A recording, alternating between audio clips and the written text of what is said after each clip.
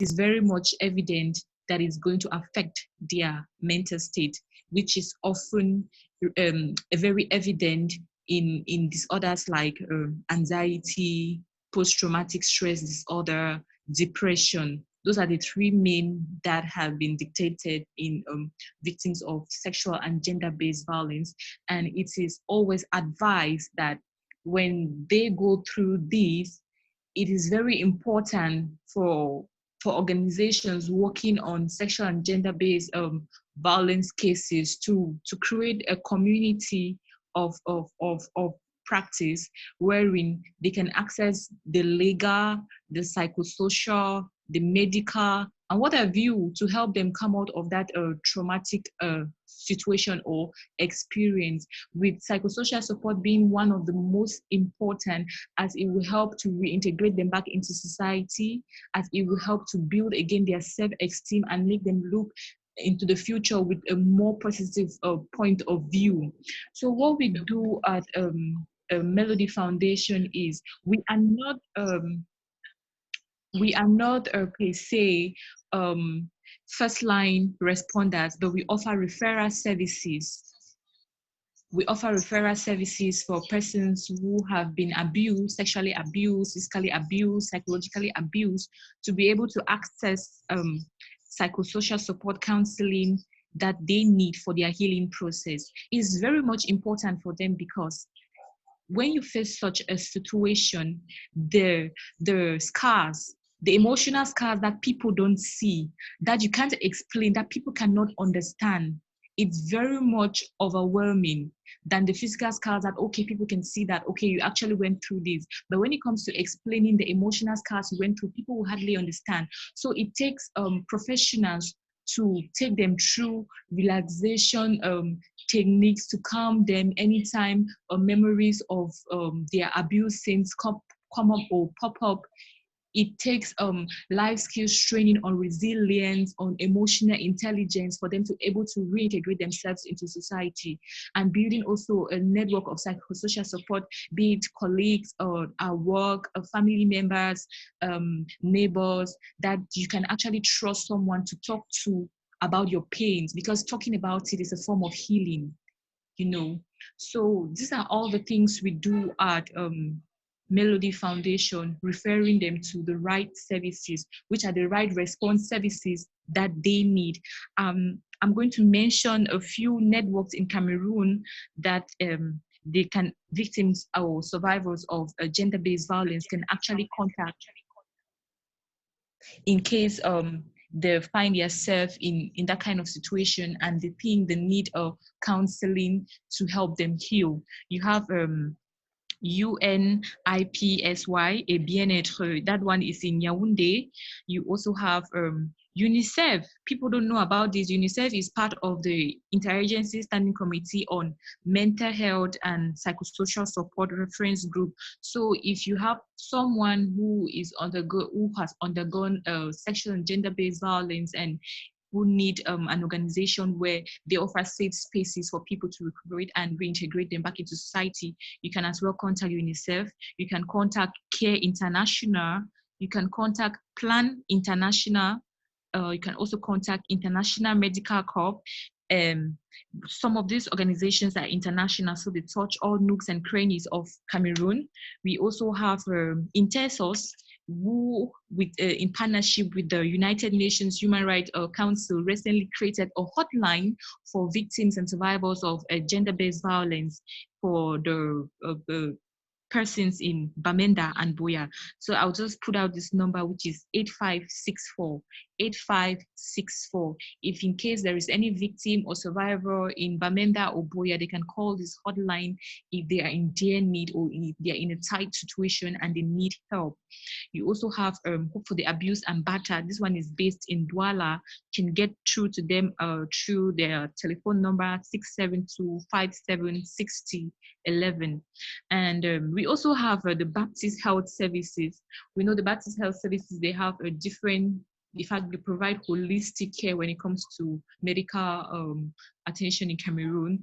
And they have a whole department of social works, and they can be reached through the number 677-76 677-764781, 677-764781, or you go through the website www.cbchealthservices.org. These are some of the organizations that offer safe spaces and psychosocial support for victims and survivors of sexual and gender-based violence. And it's sad to know that the population is often not aware that the organizations are at their disposal. So I am suggesting that as we all work together as SCOs and NGOs, we should create a community of practice where we can always refer and respond timely and immediately to such cases. Thank you very much, Pertulla. Thank you for that session. So this number, can anybody call it around the country? With the Or it's only Intersource limited to hotline. those in Douala?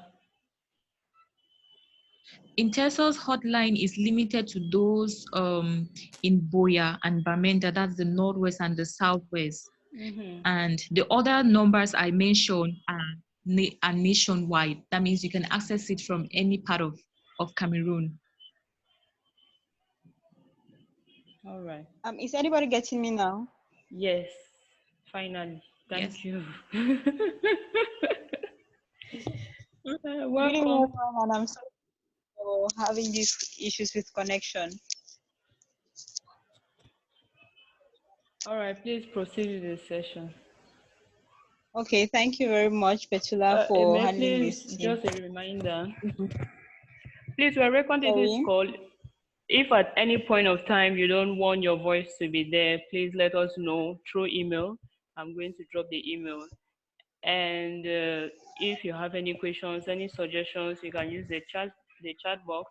And when you were registering, you had an opportunity to ask your questions. So it's going to be answered at the end of the session. Thank you.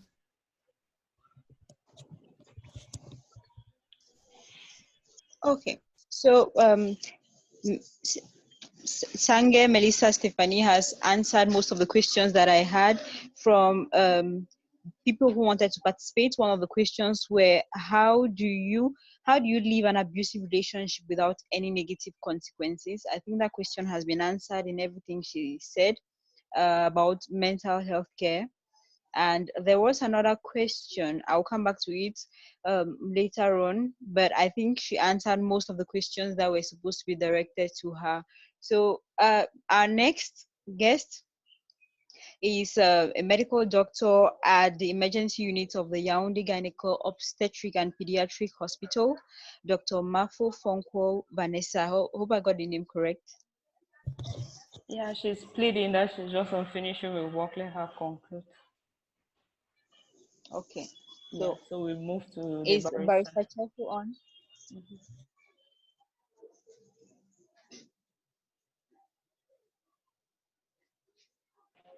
I'm connected. All right. Good evening, Barrister Joy Chefu. Good evening. So we have a good number of questions here for you. Yes, I can get you well. We have a good number of questions that will be directed to you. Someone just asked, how does one get justice after being a victim of sexual and or gender-based violence? So maybe you start by telling us what happens immediately, maybe 24 hours after a person is raped, or at the same moment. Okay. Thank you for the opportunity.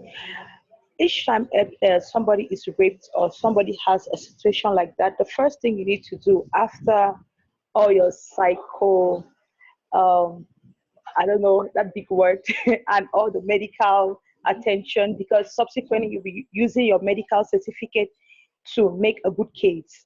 So what you need to do is to go to the nearest police station, which is around you. Or for those of us who are in the Northwest and the Southwest regions, you can always write a complaint to the State Council. Even here, you can write a complaint to the State Council, but the issue is, usually that is a longer procedure. So I always advise people that if you have a situation at hand of sexual violence, the first thing to do is to report to the nearest police station that is around you. I say nearest because also in law we have territorial competence. You cannot be living in, let me say, for instance, Chapelle Obili, and you're going to Bastos to complain at the police station there. That is not territorially competent. So you have to report to the police, judicial police, who is going to open an investigation to know exactly what happened. And usually it is a better case if you have witnesses or if you have documents to attest to it. That is why I said after your medical situation has been confirmed by a medical doctor who obviously gives you a certificate to make your case stronger. So when you go to the police station and he opens investigations, he's going to start finding out what happened, at what time, and in the process of that, they are going to give a convocation for you to for a convocation to be served to the person who is the suspect at that time.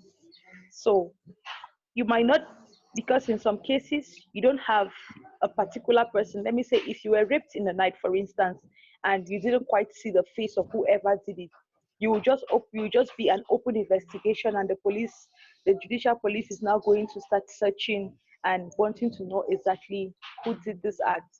But if there is a particular person that is fixed to it, maybe he was caught in the act, and because in some cases they actually catch him and they bring him to the police station.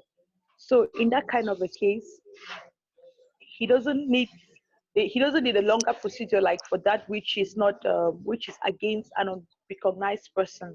So if they're going to do an inquiry, questions are going to come up, and investigations will go on until he's able to he's able to have a conviction that this man is guilty of this crime that he's being accused of. Sometimes he might be left in prison, not necessarily because he's guilty or because he has been found guilty, but because investigations are still going on. And if he's a suspect and you let him go, then it makes the case a little more complicated. So once he has been found guilty, or if the police decide that okay, this person is not guilty, and but he is, let me say, one of those who might lead or help to make the case move faster, he's sent to the state council. He might be released, but in most cases they will not release a person like this, because what is the probability that you will find him again if you need him for more questioning? He can be released if he produces someone who can always stand up for him, like someone who can always bring him there in case he's not there. That's if he applies for bail. And if he applies for bail, then he has to pay a caution. He has to put someone who can always bring him when they need him. And if not, then the case will have to go to court. In court, it goes before a state council or before an examining magistrate. And in some cases, it goes before a full trial. But it depends also if it's somebody who has committed the act and he thinks that he wants to make it shorter, he might plead guilty. And if he pleads guilty, then it's going to be easier because they will just give him a sentence. So Okay, I think I have Barrister, answered the first question. yes, that's pretty much about what can be done about those who are victims of rape, especially during this period. So now we want to ask a question that pertains to our tweet chat, the first session that came before this one. We had so many people asking, how do you get out of a violent relationship in lockdown? And now, let's take the case of Cameroon. Cameroon has a lot of what we call small marriages, that's unofficialized, unlegalized. So the probability is a victim of domestic violence will feel, I don't have the right to report my abuser anywhere, because first, we are not legally married. I am just in his house. How do you That's how very does wrong. the person report? Okay, Let this is me start. actually a Let me question that start by is coming in from Duana.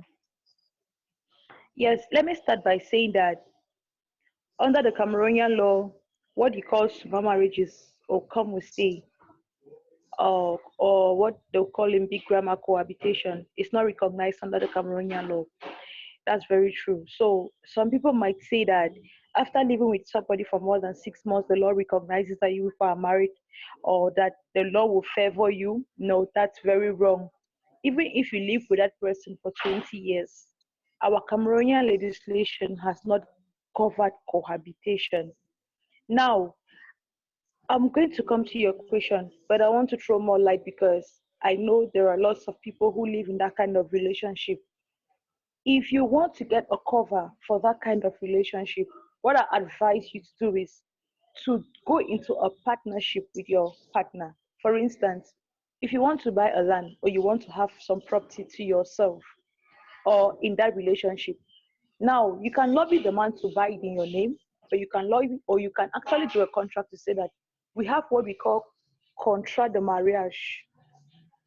When for some couples actually use it to before they get into a marriage, it means that this marriage contract stipulates what you get into with the marriage and what pertains to you as a person in that marriage, in that relationship.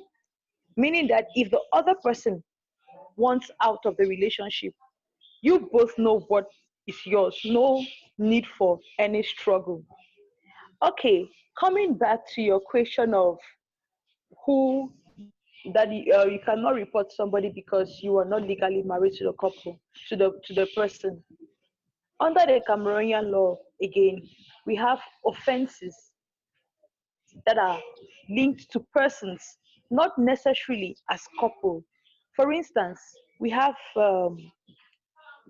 battery, and we have what they call, let me say, like, if you out, let me go down, let me use the words that we use every day. If somebody beats you up, your boyfriend or your girlfriend, you go to the Cameroonian law, you can report the person.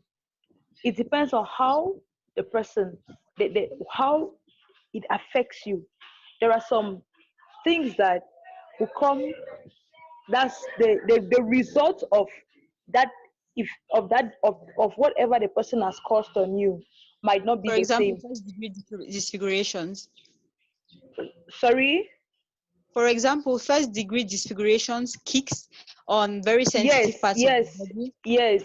We have all of that under the Cameroonian penal code.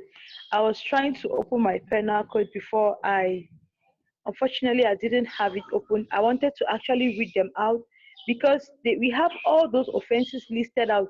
So boyfriend, girlfriend, husband, wife, all of that, you can report, and all those people they will have a punishment that is attributed to each and every of that offense that has been committed against you.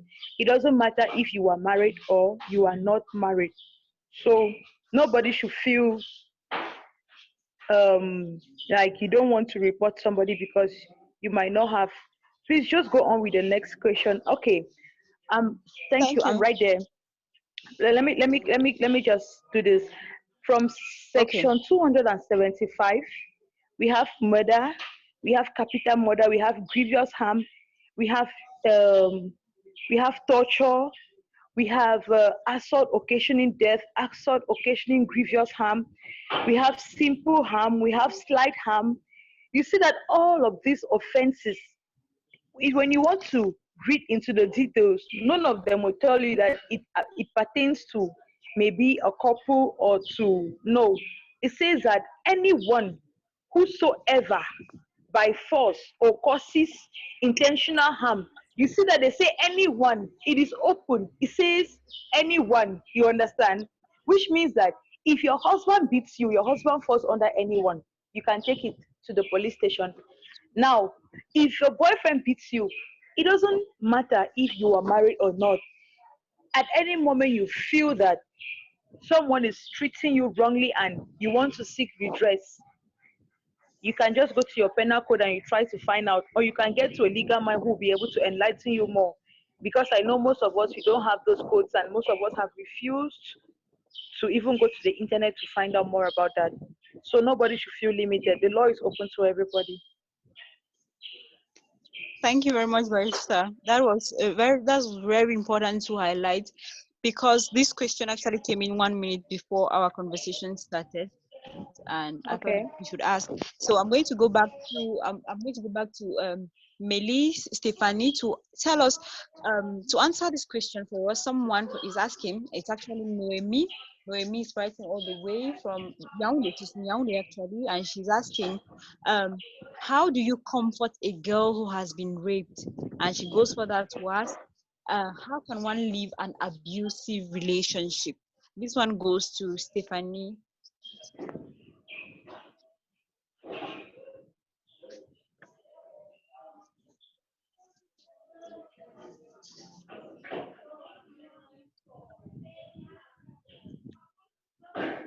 Is Stephanie on? Okay. Yeah, I'm on. Thank Did you, you get my Emeline. question? Yeah, I got All right. you. Okay, comforting someone who has undergone rape. Your language, first Yes. of all, matters a lot. Your language matters Okay, a lot. You language. know, people are fond of blowing things out of proportion. They'll be like, why? How did it happen? Why did you not report? Why did this? No, that's not how to go about it. You can be nice to the person and be like, okay, so how do I help you? You know, be soft to the person. Don't try to judge them or try to blow the situation out of proportion by the kind of words you use on them. You can go by, how do I help you? Do you need me to do anything to you? And always make sure that when you want to comfort someone who has undergone kind of traumatic experience, you have to be a very good listener. Allow the person talk, because talking is also part of letting them air out all the grief and the pain in them. So that's why I said your words matters a lot. You can also not try to behave like, okay, you just want to rescue them. You want to go fight the rapists. You want to know. Don't pressure them. Give them time. Give them space. Don't be like, okay, you can come and stay in my house. You can come and do this. No. Most often they don't even know that those persons are their abusers. Some people are very ignorant about it. So that's why we keep on sensitizing and putting out all necessary important information for them out there. So you have to be very cautious of the words you use. You have to build that relationship with the person for the person to trust you enough to want to share their experience with you. You have to also promise and assure the person that you're going to be confidential about the information they give to you, because the moment they suspect that you are going to just open your mouth, next minute you leave them, they will never trust you, and that can get them even more depressed. So you have to on your relationship, eye contact, listening skills, confidentiality, and and always try to be there for the person, check up on them, and just send them hugs and kisses. Okay, thank you very much, Stephanie.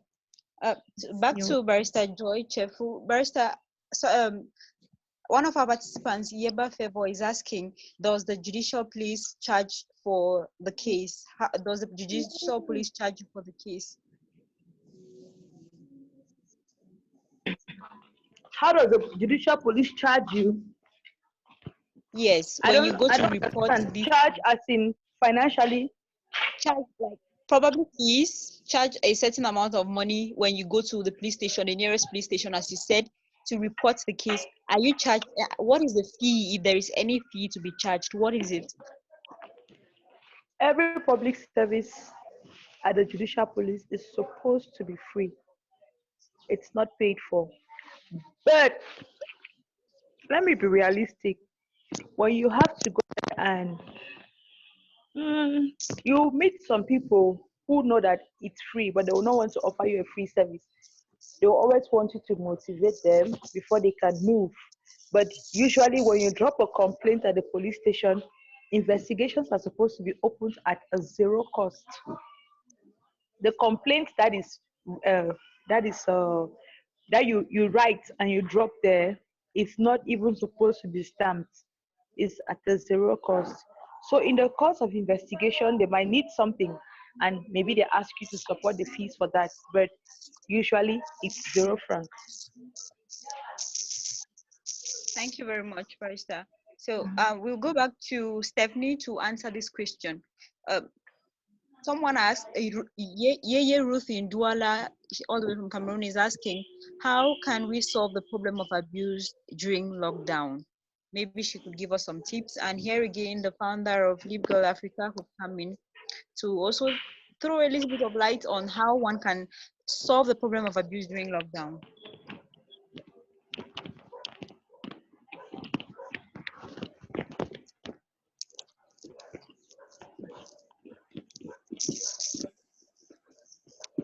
Stephanie? Yes, I'm here. Okay. To solve the problem of abuse during this lockdown is kind of very tricky because, you know, to first of all convince someone to leave an abusive relationship is very difficult. So in crisis period like this, what you do is just give them some kind of tricks to avoid the intensity of the abuse. For instance, if your abuser is the kind that will pull your hair or pull your scarf, avoid wearing scarf. If you always target your hair, when he comes at you, you can put yourself in, call yourself up in a ball position and put your hands over your head to avoid him damaging your brain or any part of your head. If you have kids around, always make sure you tell them to go away the minute your abuser is coming at you, so that you don't injure those kids in cause of the fight or the abuse. Also, you can signal a neighbor around that you trust. You let them know that anytime they hear any screams and shouts in your house, they should just call the police or any hotline around. Those are some of the tricks that you can use to reduce the degree of abuse in this lockdown period, because you cannot really force someone to come out of an abusive relationship until they realize themselves that they need to come out of that relationship. People actually try like 10 times before they actually take the bold step to leave abusive relationships. And also, when it comes to your important documents, if you know you're living with an abuser, it is safe for you to put them all up in the suitcase and keep it at the trusted family, friend's place, or family member's place, or put them all together in one place where you know that, okay, if anything comes up, you can easily get hold of them and you jump out and run. And if you're planning to run from an abusive partner, don't you run when they are around. Wait for them to step out before you go out. Because if they sense that you are trying to run, they might harm you, they might even kill you. So you have to be very strategic when it comes to that one. Those are some of the little tips I can share. Okay, thank you very much, Stephanie. I would like to go to Pertulla. Pertulla, there's a question here that you would likely answer well. Someone is asking, it's Mariatu Kaba, he's male. He's one of our male participants who wrote from Sierra Leone. He's asking, how can we prevent teenage pregnancies? We know we're not focusing on maternal health care or reproductive health care here, but this question has its place, and Pertulla may likely give a good answer to it. So Pertulla, how can we prevent teenage pregnancies? This is a question from Sierra Leone. Okay. I want to start first by giving an input to the session of Barrister Joy. First, before you proceed to the legal reporting, it's unfortunate that our doctor is not here yet, but she was supposed to say that. You're supposed to go to the hospital for the forensic evidence, because that's the most important thing before anything legal comes in. If you don't have that, it will be difficult to follow up on the conversation or with your case. We'll just wait for our doctor to come and enlighten us more how that is supposed to be. But all I know is that you have 72 hours to act before the police can actually come in. And I had a question for her. Like, if a a police officer comes and say, okay, I need money for this, can you report the person? How do you actually report to the person and to who? Okay, let me pursue my question. You said, how do we avoid teenage pregnancies during this period? Yes, First, that's a question. yeah, Emily, you were saying something. I say yes, that is a question from a man in Sierra Leone. Oh, all right, thank you. We need to be open with our children. That's the truth. We need to follow them up. It's true, things are hard now and everybody is trying to survive, in quotes. But we need to be nosy at this moment. Like she was talking about reporting abuse, neighbors taking up that lead to report abuse.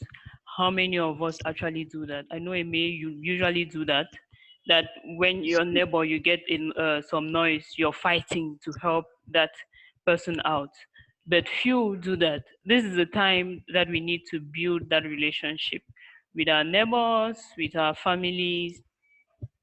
And on avoiding teenage pregnancy, we just need to be open with our children when it comes to contraceptives, when it comes to sex, because that's the problem. We are hiding things from them.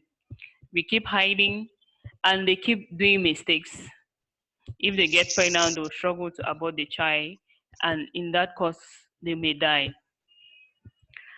And educating them on what sex is all about. Like I was reading a post today. I usually say this story, but I was reading it on social media. It has just like been, everybody has been sharing, where the mother hides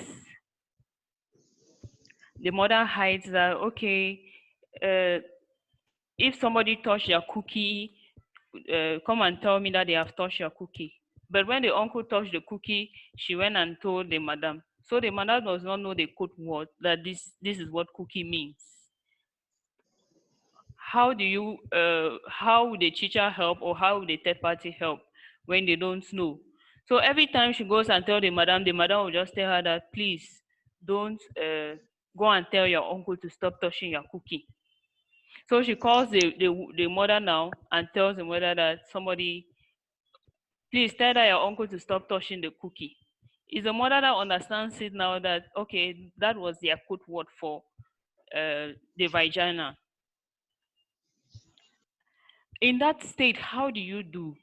So we need to build relationships with our children. That's the truth. That's the only thing we can avoid teenage pregnancy. There's no magic. We are trying our best as an organization, but internally we cannot follow them up 24 on 24. At least schools used to keep them busy, but now they are home doing nothing. Maybe when we'll have a session on that, I'm going to explain more, but if somebody has another strategy, they can give, but that's what I had. Thank you very much, Pertulla.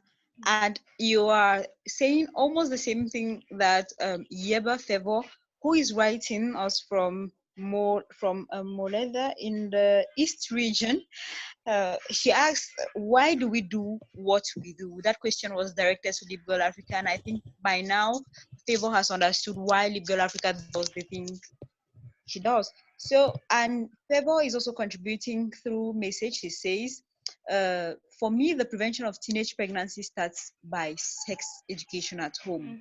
Parents are supposed to, or have the duty to, tell their children about sex education. Parents need to create a friendly relationship with their children so as to be part of their lives. Thank you very much, Favor. You're putting us from it is East. important to mention too that because you practice sex does not mean that you can talk about sex.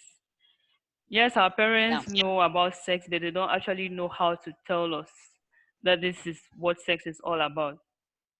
Like they will just tell you, don't get pregnant. They don't give you the condom that this is what you can use. They don't give you a contraceptive that this is what you can use. So they are not open about comprehensive sex education. And that is what we need to be telling our parents. Thank you very much for the contribution. Okay, thank you too, Pertulla. And we move on, since we are still waiting for Dr. Mafo Fonkwo Vanessa. She's Hey, a medical I'm not getting doctor. you again. Okay, are you getting me now? Are you getting me? Hello? Yes, I can get you. Mm,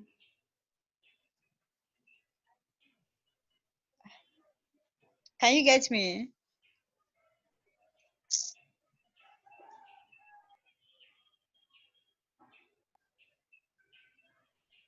Hello? Yes, we're getting you.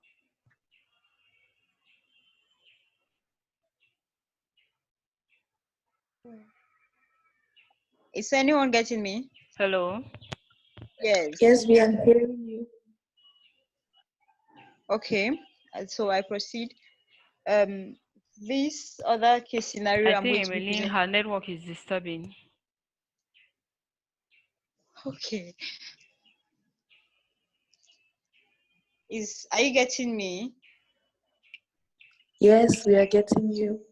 Okay. Nyama Marvel, thank you for joining us. So to Stephanie, I'm going to present a case scenario I received from the Northwest region.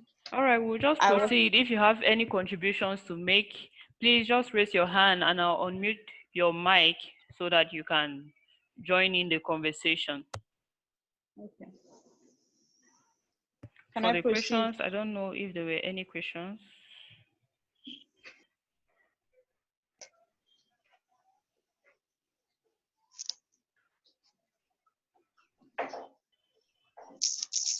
Please just raise your hand if you have any contributions to make, any questions to ask.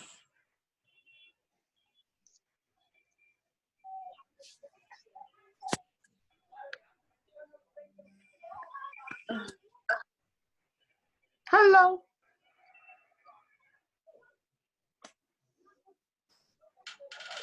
Hello? Yes. I'm not seeing who I'm talking to. Our speaker is here. Okay. Sorry for the late coming. Had an emergency consultation to do. Welcome.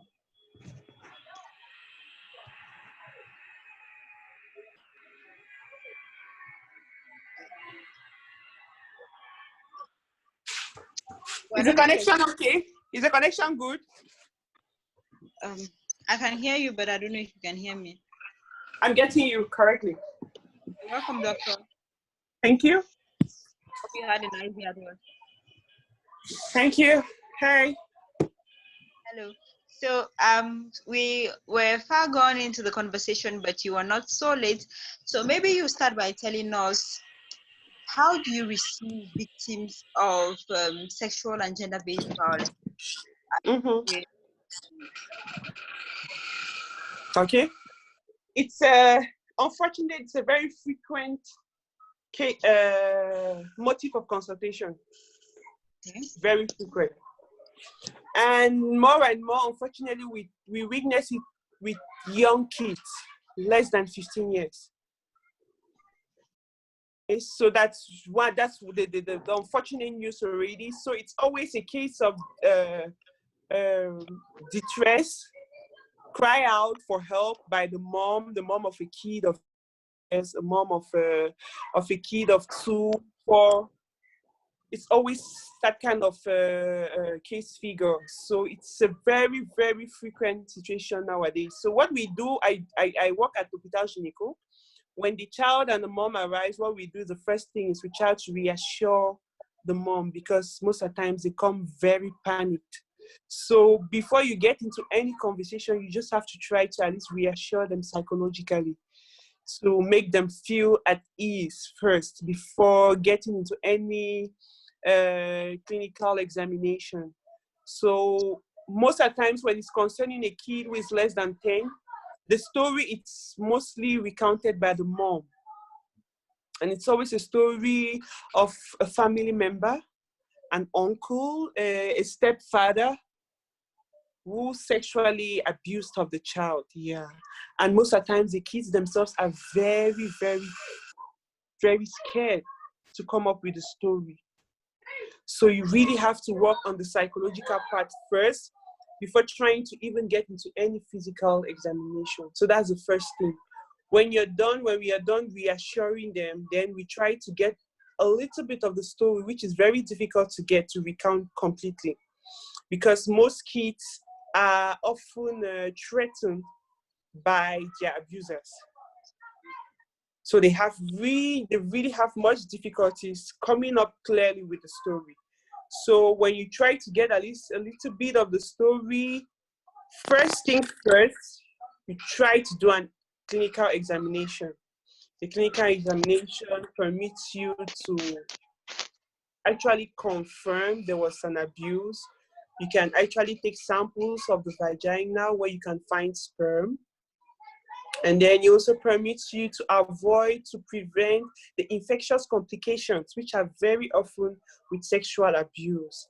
And it also permits you to be able to prevent infections like HIV, hepatitis, syphilis, and chlamydia infections. Yes, that's the second thing. So it helps you to identify the abuser, to confirm actually, because some cases when they have to go in front of the court, finding a sperm at the level of the vagina would help confirm the diagnosis.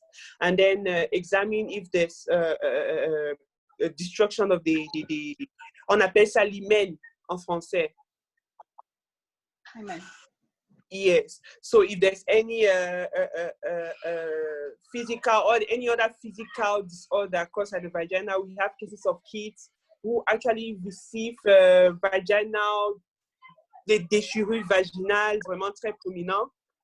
And so when you do the clinical examination, after that, you know, jot all of that.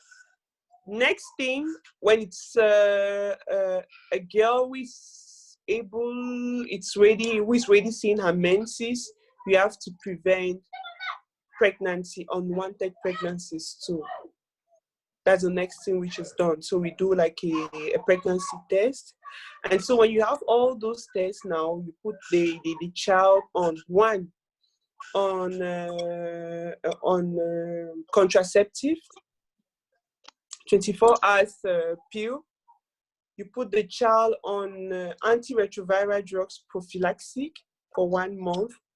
And then you cover the child with some presumptive antibiotic therapy, which can help prevent certain infectious diseases. So what sexually abused victims have to understand is that it is very important to come to the hospital to speak up early. Because one, evidence is only got when it's done early. Two, prevention of infection is only effective when it's done early. Three, prevention of unwanted pregnancies is only done when it's done early. When the kid or the victim doesn't speak up early, you have all those things that can come in. HIV, chlamydia, syphilis, which at the long run can cause all the complications for the child or for the young girl. So it is very important. It's very difficult, yes, but it's very important for the victims to understand that for their own well-being. At the first step, it's not really the psychological part of it that matters. At the first step, it's really trying as much as possible to avoid infections, unwanted pregnancies, and to be able to confirm that it's a case of sexual abuse. Because the thing is, when you come later, for example, for the antiretroviral drugs, we have a date limit of 72 hours, so 3 days. Normally, for the antiretroviral prophylaxis, if you come 3 days after, it's too late. So which means that if your abuser was HIV positive, it is very possible for you to get in contact with HIV. Why? If you do that early, you prevent yourself from HIV. Two, for pregnancy, if you don't give that 24-hour pill, it's very possible for you to fall pregnant. Not only will you have to be dealing with the trauma of an abuse, but you have to be dealing with the trauma of carrying a child of an abuse. which is at times very unbearable to deal with. When you come early, it permits to give enough evidence in case your abuser is identified and can be held responsible for his actions. Because, and make sure without washing out any evidence. So when all the samples are taken, it permits all those things. That's to identify the abuser, to confirm the abuse, to make the abuser takes responsibility, to prevent heavy infections, which can have different complications after in the girl's life, fertility and all that, and to prevent unwanted pregnancies, which can actually be the cause of her life. So it is very, very important for the victim to understand that when it comes to abuse, the medical part of it comes first.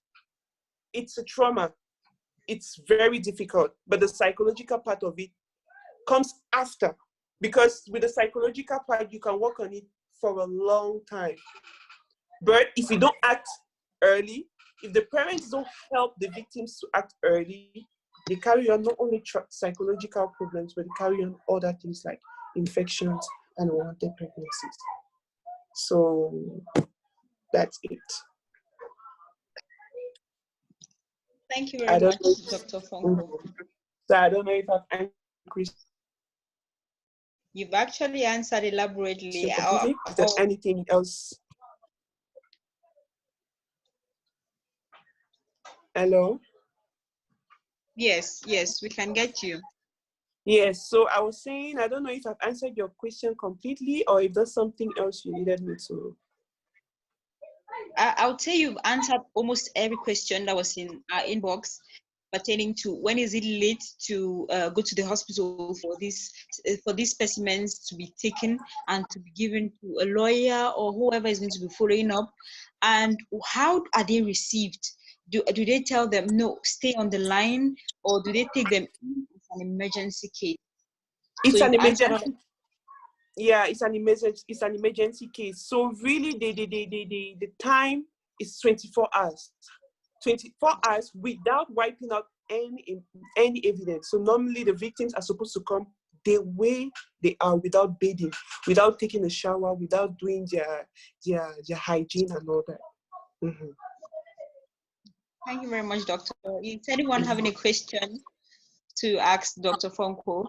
We have a hand up.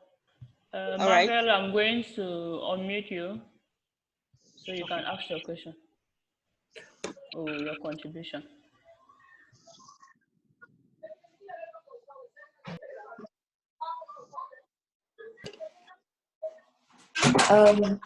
My question was not actually directed to Dr. Fonkwo because I kind of raised my hand before she joined the call. But I really just wanted to ask if there's any existing hotline to call in case of emergency when it concerns JBV, because I personally, I know people back home in Cameroon who have been affected by this. And so I was really wondering if there's a hotline in existence, because I know that maybe on the part of the government it might not exist, but maybe even among civil society organizations, if there's any hotline that victims of JBV can call, especially when it concerns domestic violence.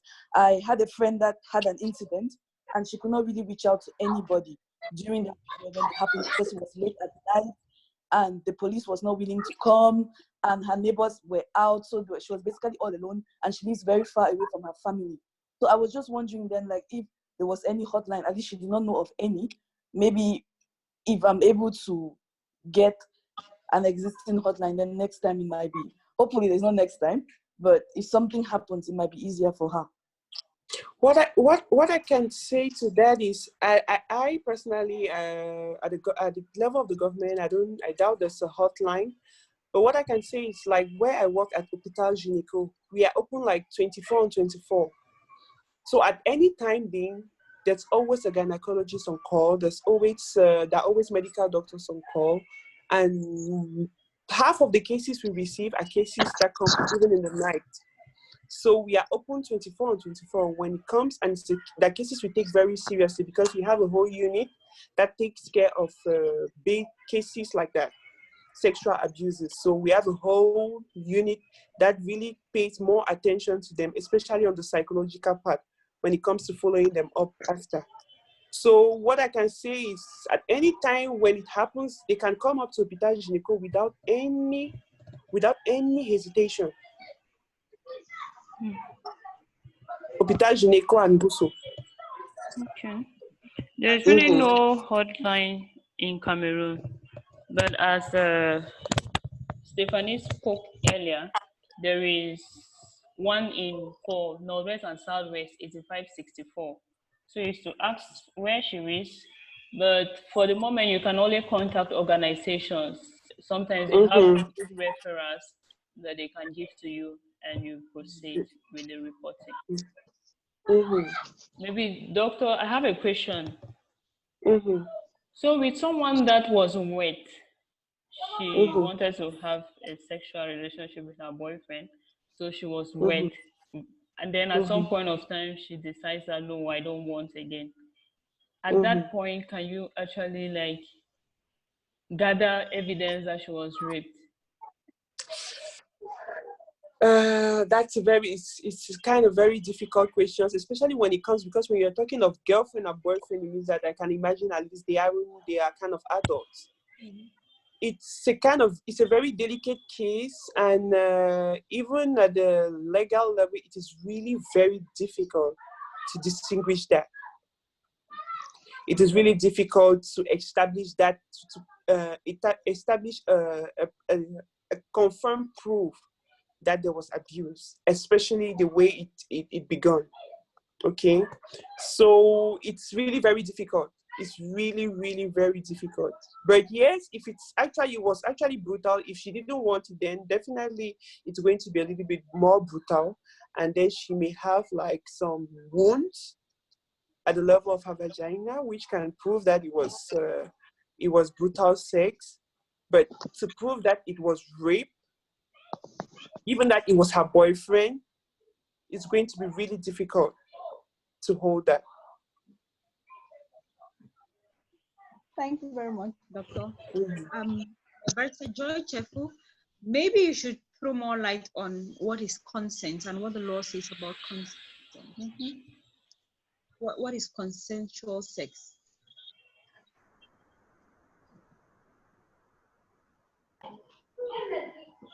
Okay. Consent will be when both of them agree to something. That's when you give your permission for something to happen, right?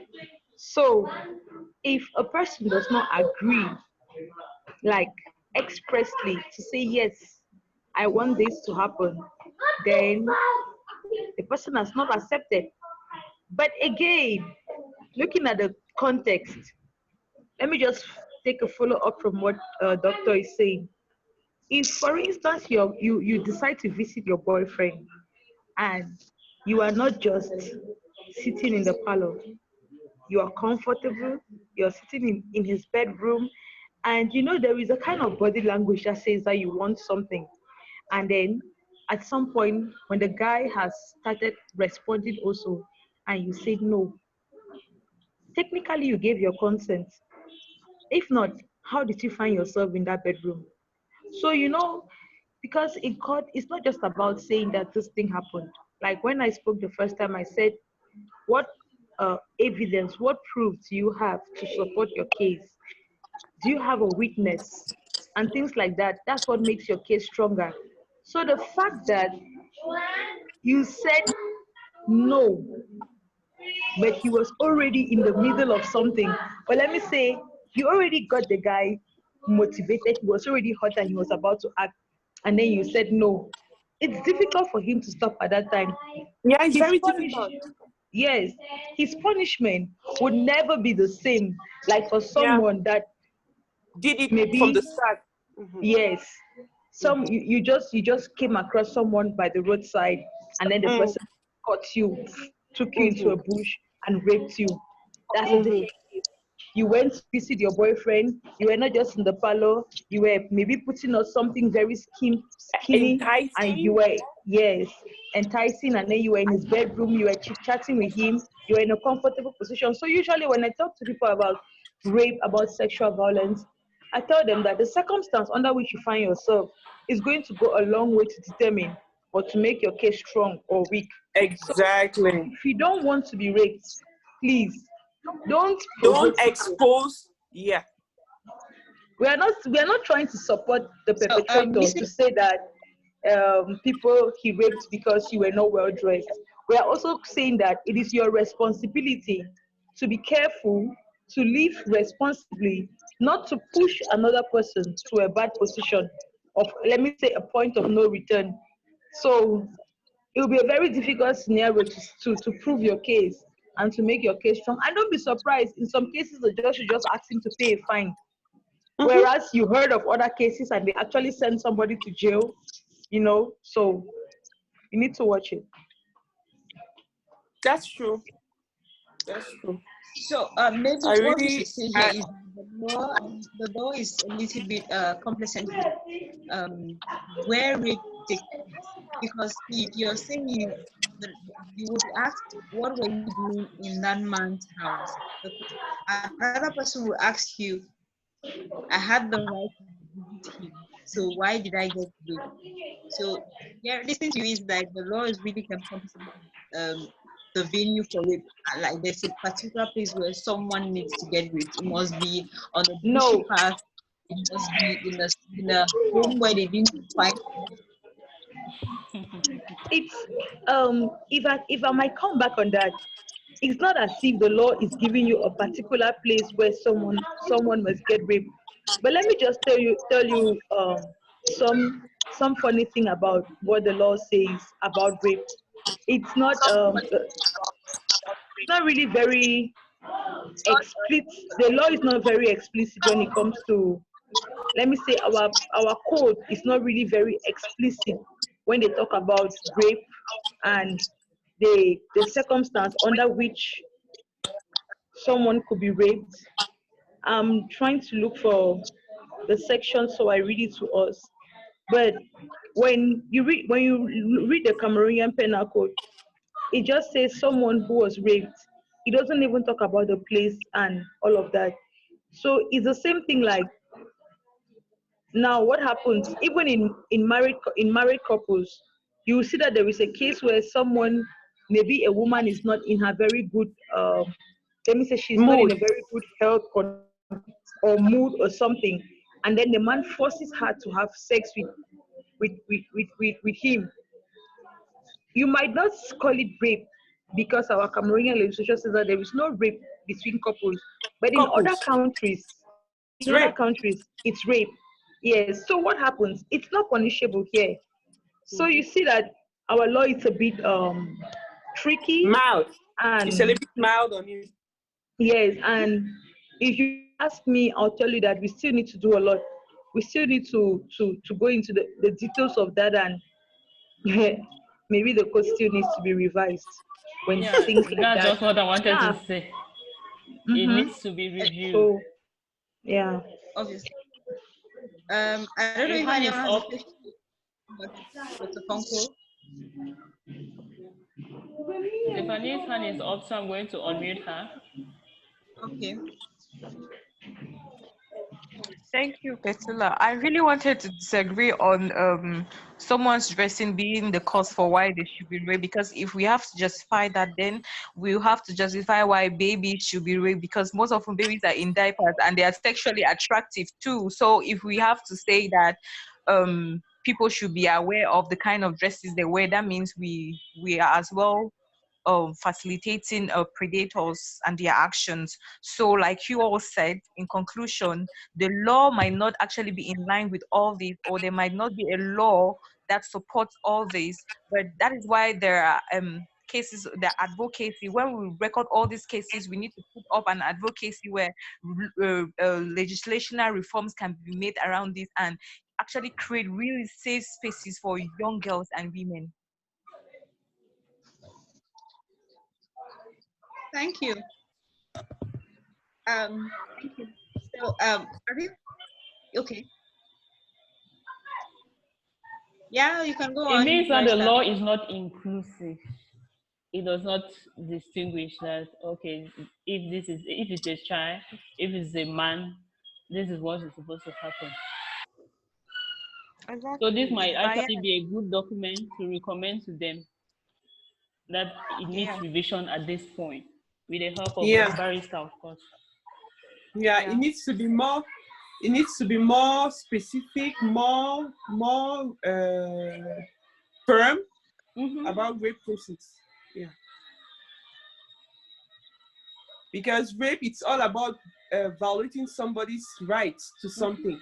So they really need to be more firm about it. Even in a couple, they can be raped. It doesn't Yes. mean because you're married to somebody, you do whatever you want with her. It can be rape even in couple. And this only shows how relaxed it is Mm-hmm. reporting marital rape. Yeah, yeah. It makes no case even when you report marital case. It makes practically no case. There's just no way you make a case with that. Okay.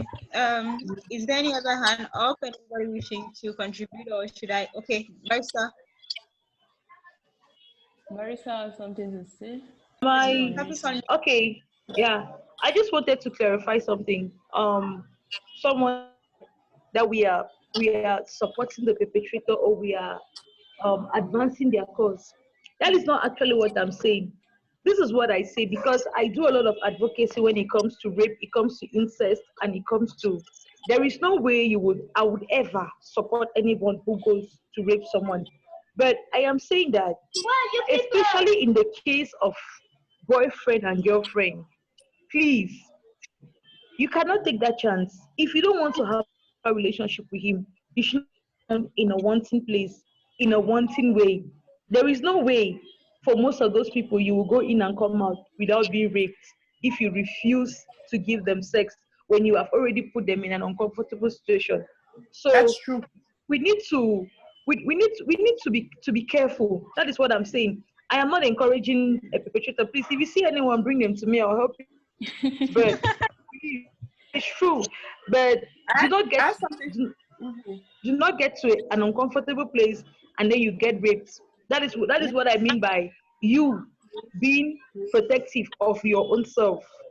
Yeah, Yeah. that's all I wanted to say.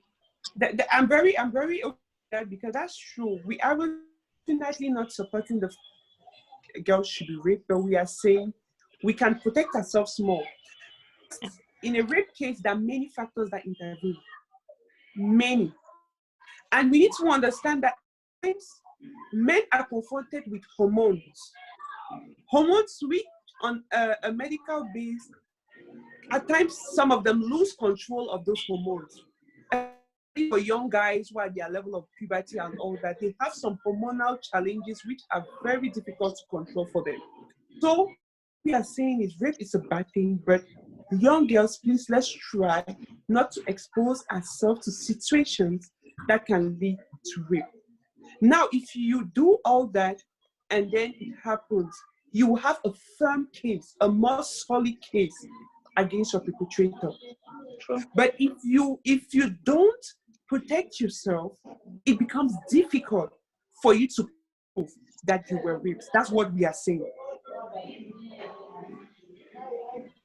That's This what is we a are saying. We very aren't saying interesting topic. the perpetrators are not right. That's 100% aren't right. But we have the responsibility to take care of our bodies. We have the responsibility to take care of ourselves. So when it happens, we have a strong and solid case, which no one will deny. Yeah. I think this goes in line with a podcast that our communication officer started. Emeline, maybe you are going to explain more on your episode today that you shared because it goes in line with this. We keep saying Okay. that, okay, tell your child about sex education. Who tells a boy child about sex education? So basically, in that podcast, I'm saying that we often ignore the fact that not only girls go through puberty, boys do too, and we think yeah, puberty comes with a manual, but it doesn't. They actually have to go through a series like they fear of seeing their bodies changing. Nobody tells them that at some point you're going to watch TV and you're going to have erections. Nobody tells them that you're going to and you're going to be having jumping hormones here and there, and to tame them. And then this is how to negotiate safe sex. Even if you have to go through it with it, and you must not force someone having sex. Maybe if parents are telling their children more that sex is not forceful. It's not forceful. You must not do it because you see a girl in front of you or you feel she's attractive and she's vulnerable. There is dignity in asking for sex and it's given to you willingly. That's just what I'm trying to explain in that podcast. Maybe parents should teach their children like that more. Um, the question I want to ask Dr. Fonkwo is, during this period of lockdown, Cameroon has been on lockdown since the 18th of March, on a partial lockdown or confinement, if we need to say. And I wanted to find out from her if they've received cases of abuse in the emergency unit of the Yaoundé Gynecological Obstetric and Pediatric Hospital. Cases of abuse, domestic violence, rape, figured by recess of down here. Okay. Mostly cases of domestic violence. Domestic violence. It's true that since the beginning of Corona, that since March, the cases of sexual abuse have reduced, but the cases of domestic violence have increased. Because I think what is happening now is that since everyone seems to be at home, those perpetrators, to my own opinion, don't have the free road to do whatever it is they want any longer. Since everybody seems to be at home, they have less time where they are left alone with the kids. But for someone going through incest, the story is totally different from them, especially if your father or uncle is a perpetrator. Exactly. For somebody going through incest, the story is a different story. It's actually increased. Yeah. And the problem with those going through incest is that it's something which is, they'll never report. And it's a constant thing in such a way that they are really damaged psychologically and they have difficulties feeling that it's something which is not normal. They actually with time get used to it happening and would very difficultly stand up and speak up or denounce their genitals. It's very difficult with incest. At the long run, they take it normally and they feel that it's bound to that. They get scared, they get damaged psychologically, and more they just get comfortable with it. Yeah, but I want to unmute you. You have not spoken since we started this session and you'll be following from the start. Let's hear your voice, your contribution. She's saying parents should introduce their children to contraceptives.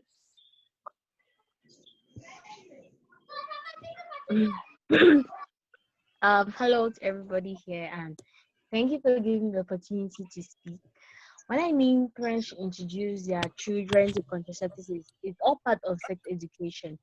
Parents cannot be totally, they don't have that, they're not totally assured that their children are not involved in sexual activities. Like at the age you get very sexual active, like your hormones play on you. So it's better, sex education does not end only by saying that it's not good for you to have sex like this or something. They should teach their children on contraceptives. So it's going to avoid teenage pregnancy also. I don't really have much to say. Thank you very much. Thank you. I've been following your work online. Congrats and keep up. That's very good.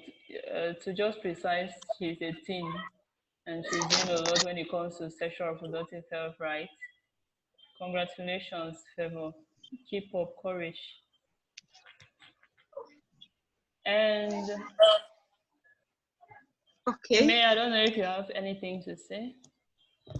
The last thing I want to ask, I want to bring in Meli Stephanie. Since we talked about incest, how, what kind of support do they give victims of incest? I give you the example of a girl in the northwest region, that's Bamenda. She's been raped by by her stepfather, and the mother knows about it, and she says, "You have to keep doing what my husband wants you to do because I cannot leave this house because of you." And this girl musters the courage to report to an NGO in Bamenda. The case is taken up for follow-up with a lawyer, and at some point the mother is begging this NGO and saying she wants out and she doesn't want to take this forward again. So this girl is stuck with her abusive stepfather who molests her. If this girl were to come to Meli Stephanie, what kind of mental health support, what kind of psychosocial support would you give her? First, incest is something that it's very common and it's highly unreported. Like most victims hardly report cases of incest, and most often there's always a perpetrator, which is usually the elderly woman in the house, maybe because they don't want to lose their position of privilege, like the said mom of this girl. So most often what we do is, if we have such a case, first you have to put her through some relaxation techniques to help her cool off the trauma and the anxiety from that experience. After which, you have to come up with a way to take her away from that setting. Most of these cases are mostly handled by social affairs, Department of Social Affairs in most countries, because it's a family issue. So you mostly take it up to that level. Sometimes people would like to bribe and find their way out of it. But if the child has actually reported this, it is good that they get her out of that setting and then take her through some different psychological healing processes to reintegrate her back into society, because definitely her psychology about life has changed, and that has to change for her to be reintegrated into society. So you have to do with a lot of relaxation techniques, and sometimes you maybe have to put them on some form of medication to help them, because the panic attacks that come with anytime you have to experience your dad come up on you, anxiety, the fear, depression. Sometimes you need to go through medication. And also, it is very important that you train them on some form of life skills, build their resilience, build their emotional intelligence. You can give them some form of social training to be able to really interact well in society and know who is a predator, who not to associate with, and a kind of skill that they can lean on for survival. Because most often when they get themselves engaged in skillful activities that can get them, a means to an end, they get engaged and they forget about the trauma, which only comes when people are idle. And also stick around friends and families, build a supportive social network for her, people she can actually talk to, share her frustrations with, share her developments with, and make her feel included in society and not isolated because she's a victim of incest. Thank you, Stephanie. Thank you very much. One last question, probably bringing us to the end of this session. The Barrister Chefu, uh, Dr. Mafo Fonkwo telling us that they receive cases of domestic violence, sexual and gender-based violence during lockdown.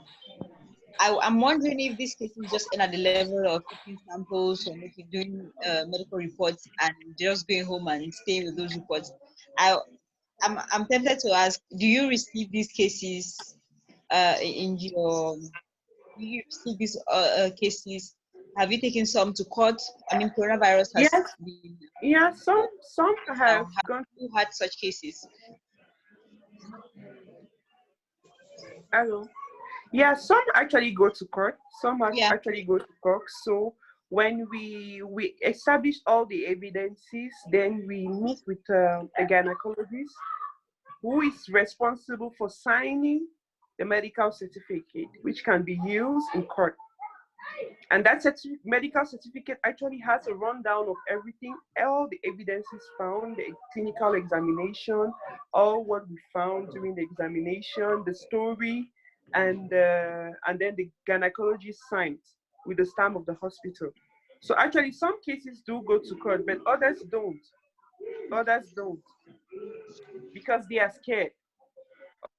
Because they are scared, and others don't equally because they don't even know who is their perpetrator. Because there are certain cases of rape which occur in the night, the person is like drugged, and then they actually don't identify their perpetrator. In those cases, the only thing is to really avoid infections, pregnancies, and all, but they can't really make a case because they don't even know who is their perpetrator. Thank you very much. Okay, so now I think we had everything we planned to discuss on our menu. We've discussed all of that. So, we're going to like that has been able to collect on existing proper referrals for SBBV in Cameroon. This is the case of some people watching, listening, or contributing. For example, one of our participants, Marietta Kaba from Sierra Leone, who sent in a question that this will attend to Cameroon. So, Pertulla, please launch the data you were able to collect. Okay, so I'm still collecting data, and I would love the input of each and every one of you. I've already received some. I will share this form with everyone after this call and share the recording so that you can send to your contacts and networks too. So this is sexual and gender-based violence response services in Cameroon. So what we are trying to do is to collect all the different response services that we have from the north region to the south, east, and west of Cameroon, and put it in one document so that if someone at any point of time needs help, you can just tap on the internet and you find it. You know, it's very hard. Sometimes you tap on the internet, you're trying to look for a service and you don't see that service. So this document is going to help. It's very short, mostly essay, not essay, just short answers that you need to give. So if you can just say, it will take you 5 to 10 minutes to fill this form, and it will be per region. For example, this is for the far north. If you know some referral centers in the far north, some services that you can refer us to, you just come here and you click. Clinical, is it clinical? You click, is it legal or is psychosocial? If they provide the 3, you go ahead and fill in the 3. And these are just yes or no questions and some essays. This will be confidential, super confidential. And if you need further help with psychosocial support, it's going to help. Then to rate the service, it's actually good. This survey is actually very good because it's per region and per subdivision. If it is at Diamare, for example, you know that, okay, in Diamare, these are the subdivisions that we have.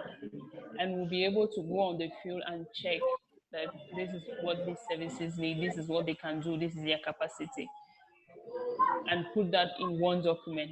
If it's that they have the will to do the services, but they are not fully equipped, because that's another problem. We have the services, but they're not fully equipped to take care of these cases. So we'll be able to write a petition, call on other organizations to join us, and present this result to MINPROF to get their support in any way. Because during this period, COVID-19 has highlighted that our services in Cameroon are not good, especially when it comes to response of sexual and gender-based violence. So that's all about this survey. I'm going to share it. Please just check which region we can refer to. It's really good that doctor gave us some, which was Hôpital Général. we can check with other hospitals which services they provide. What I really love to know about these hospitals is, do you pay for these services? Thank you. Okay. Thank you, Pertulla. Thank you. We come to the end of we cannot just leave you like that. So your last words, the Dr. Mafo Fonkwo, what's your last word? What's my last word? What I My last word. Yes, what can you say to close to end this session? Okay, I would say sexual abuse. It's a reality, and we really can't work actively on the perpetrators, but we can work actively on our youth. And to our youth, I repeat and I insist, let's do the best to take good care of ourselves. To our parents, let's do our best to watch over our kids. I know it's not easy, but let's do our best to watch over our kids and to give them enough moral education to face the challenges we have in our society. We can work on the perpetrators. That's something we can do. But we can work on the young girls, on the parents, for them to keep our girls safe. So that's what I have to say. Thank you very much. Meli Stephanie. So you can back Tsangue Meli Stephanie. She is a mental health advocate working with survivors of gender-based violence to speed up recovery and reintegration into their communities. Meli Stephanie, your last words. Okay, I would like to first of all appreciate Leap Girl Africa for this wonderful initiative, and I would just want to reiterate that as we focus on sexual and gender-based violence, we should do our possible best to create community of practice where survivors and victims can get timely intervention and response.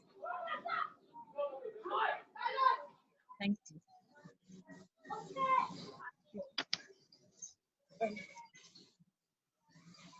Okay, thank you. Barrister Joy Chefu.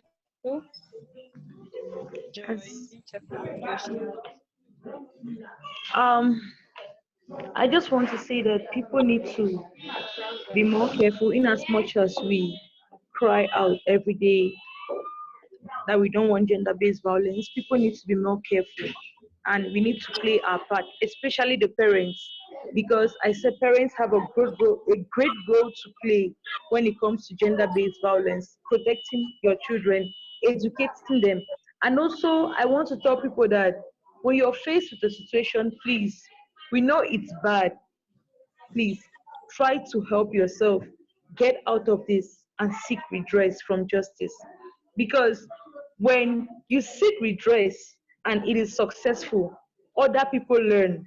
Others are scared to commit the same act because they know there was someone who did this and at the end he was punished. So parents need to also be very careful. Study your children, know your children, because most of these things happen, it doesn't just happen overnight. Sometimes it takes a long while for it to happen. You see a child coming back home and the child is tense, someone has been chasing the child, someone has been talking to the child, and you, because you don't know your child, you don't even notice the changes. So you need to watch all of that. And please, justice is here for you. It might not come as fast as you want, but it will come. So please, let's try to seek redress. Thank you.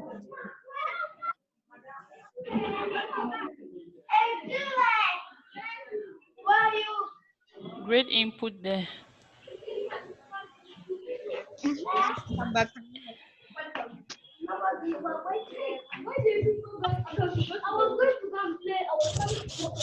Amen. Yes. Are you getting me? Yeah. Yeah, we're getting you. Okay, sorry for that. I'm sorry.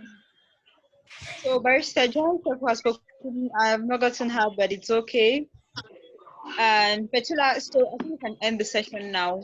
We're going to put up every referral, every proper referral that we got from this conversation on our Facebook page, Twitter, and just anywhere anyone can get hold of it. And we're also going to send out emails of the emails of reports of this session. But I could just remind you of a few referrals that Tsangue Meli Stephanie told us that people could get counsel from UNIPSI for sexual and gender-based violence, which also provides safe spaces for victims of whatever kind of violence. She mentioned Care International, Plan International, International Medical Corps, the Baptist Health Services in the Northwest, and IntelCell's hotline.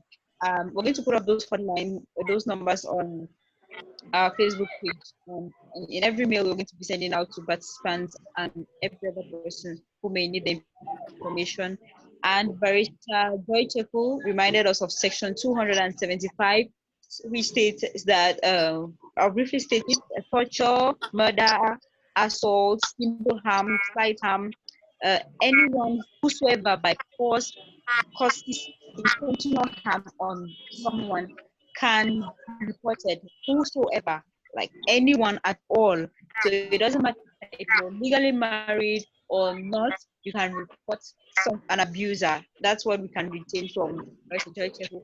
And Barrister Joy Chefu and Dr. Mafo also agreed that no matter how much an abuser will be a predator is opportunity to get to you, you also have your own role to play. That's mine where you go. You should really be careful because you cannot tame these psychopaths at all. So you need to do your own part by being so careful.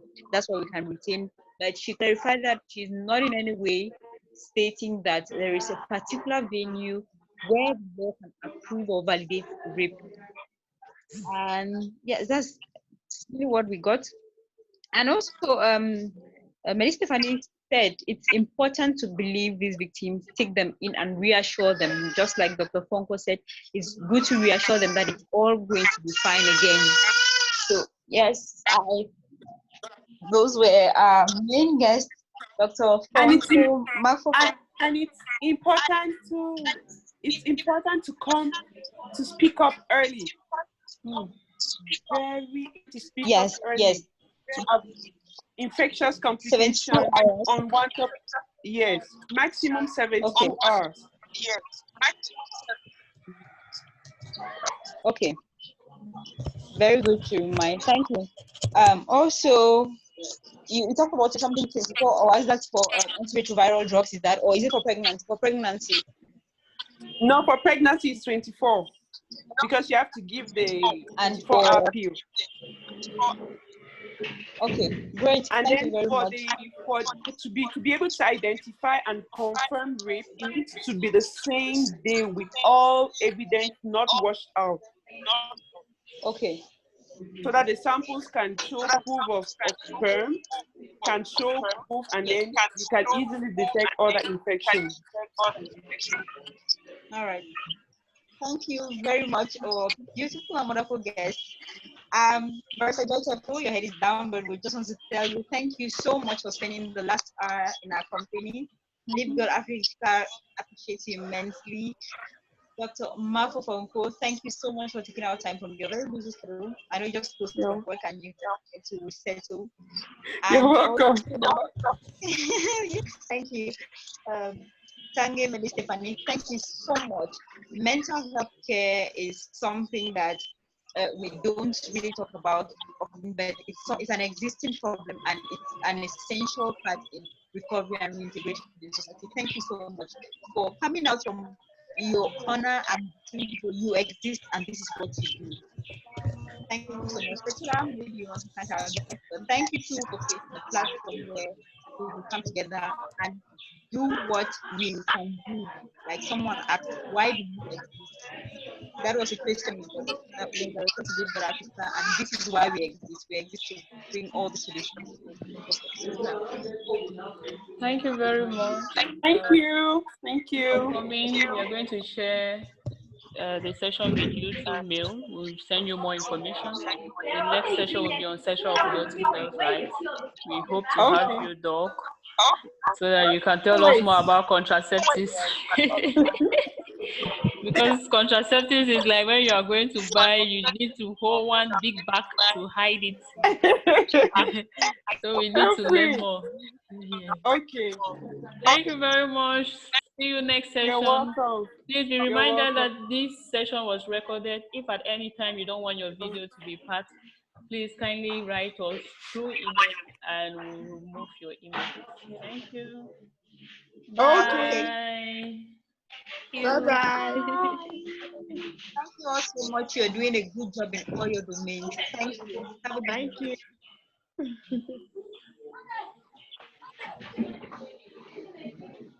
See you next session. Bye.